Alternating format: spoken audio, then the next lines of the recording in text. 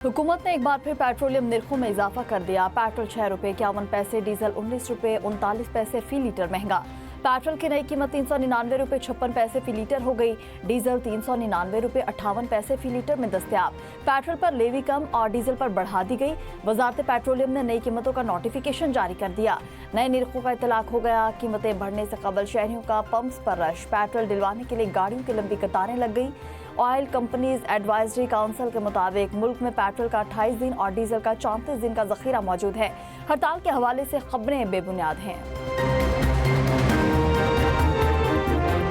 Motorcycle सवारों, public transport और goods transport के लिए सब्सिडी में 1 माह की तौसी का फैसला।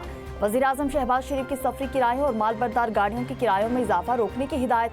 कहा, आम आदमी को रिलीफ की फराहमी अव्वली तरजीह है। किसी सूरत अवाम को तनहा नहीं छोड़ा जाएगा। दुआ गो हैं खित्ते की सूरत हाल में जल्द बेहतरी आए ताकि पेट्रोलियम मसनूआत की कीमतों में इस्तेहकाम आ सके। अमेरिकी सदर ने ईरान से जंगबंदी खत्म, दोबारा हमलों का इशारा दे दिया। सदर ट्रंप ने कहा, ईरान बहुत बुरी हालत में है, मुआहिदा करने के लिए बेकरार है। ईरान जंग खत्म होते ही तेल और गैस की कीमतें फौरन कम हो जाएंगी।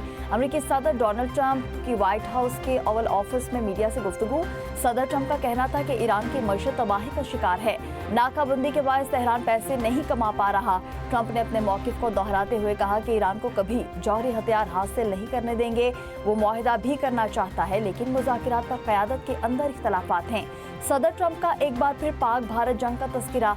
कहा, जंग में 11 तैयारे गिराए गए थे। जंग रोकने पर पाकिस्तान के वज़ीर-ए-आज़म ने मेरी तारीफ की।